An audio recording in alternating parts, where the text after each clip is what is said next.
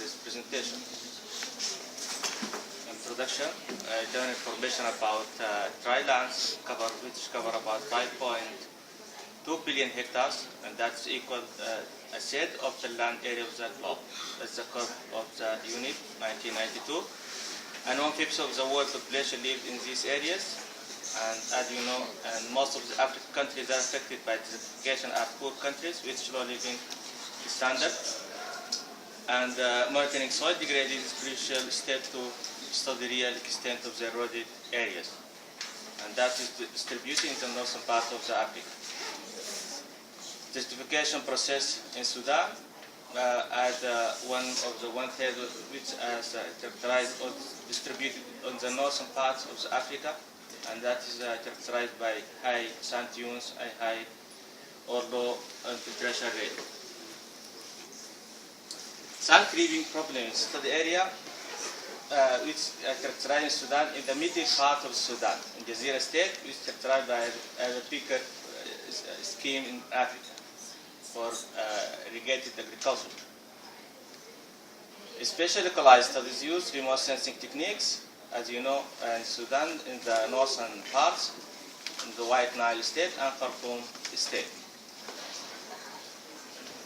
The study area Managrid is located in the southwest of the Jazeera state, approximately midway between the Blue Nile in the east and White Nile in the west. This is the latitude and longitude, and it covers about 2,000 acres. This is the location map of the study area. This is the White Nile. It's the Blue Nile, White Nile is my study area. Climate of the area is located in the arid and semi-arid regions. It is characterized by low rainfall, about 100 to 150 millimeters per year in the northern part of the study area, and the southern part characterized by 250 to 450 millimeters per year, and mean annual temperature about 47 degrees. Topography and geology of the area is determined characterized by three main points. Topography includes three major units: highlands and isolated mountains in southeast, plain area characterized by clay and sand soil, either along flat or gently sloping areas, and valley, which Sudan called wadis, including the depositional areas formed of sediment brought down by the Blue Nile from Ethiopian highland. Most of the areas underlain by basement complex or tertiary deposits, both of which provide little groundwater except in the glacial part, and that characterizes the southern parts of the study area. Vegetation scattered in the study area, that is some species. Tonduk Talek Research Makan with its Latin names. Materials, satellite materials that cover the area were freely downloaded from Global Land Cover Facility from the University of Maryland. You have Landsat ETM enhanced thematic mapper, path rows 173, paths for rows 51, acquired in 2000, 2006, and 2011 for ETM+. 1972 and 1986 for ETM, called thematic mapper. False color composite image with band combination for band 4, 2, and 3 for red, green, and blue. Also, Landsat 2011 image was used as recent one to detect changes with conversion to another old images. Have all 4 images to compare with 2011. Methodology: field surveys conducted in the field to make some point to match with these images at the mark points with controlled ground points. Global and linear enhancements were also performed. Supervised and unsupervised classification techniques were performed based on the visual interpretation and ground control point.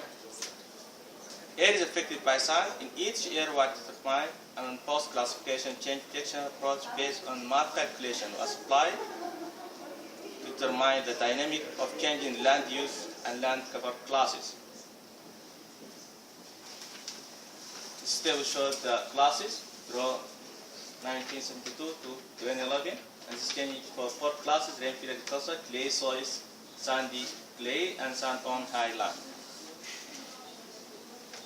Rainfed agriculture is a major land use and it fluctuates from year to year depending on rainfall, maybe, and that's low rainfall, and that depends with the great area, and loose sand dunes and mobile sand dunes moving to place from other place.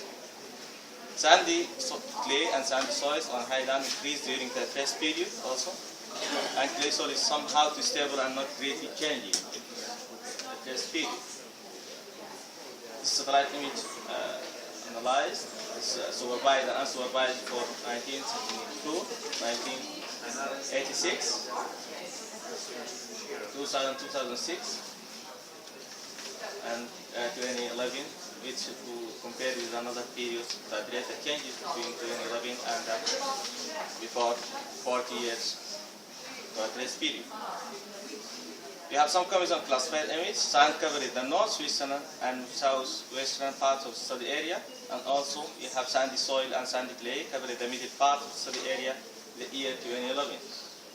Mobile sand dunes moving from western Kordofan state and northwestern part from Kosovo, which applies in the north Kordofan state, moving to through White Nile, through study area.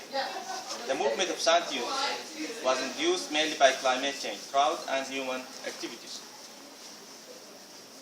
Change detection in 1972 to 2011, positive changes in areas covered by sand soil on highlands, northern parts of the area, and sandy clay.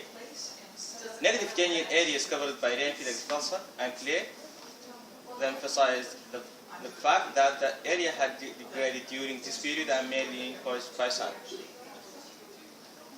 This figure showed area increase and area decrease for all this presentation. Area increase in sandy clay texture and also increase in sand on highland and decrease in rainfed agriculture and clay soils, and that evidence for degraded area. This is we have some salts, these figures on the surface as an evidence for degraded area. In conclusion, we reveal different signs of land degradation in the study area due to drought, mismanagement, and maybe climate change. And that also is signs lead to land degradation in our study area. We have some recommendation. Periodic monitoring of severity and extent of land degradation also is needed. New policies and practices for agricultural extension should be adopted to alert farmers to the risks of land degradation and sand creeping in particular.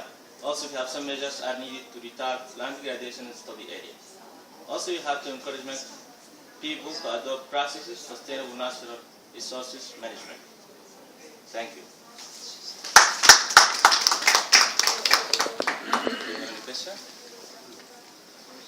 Thank you very much.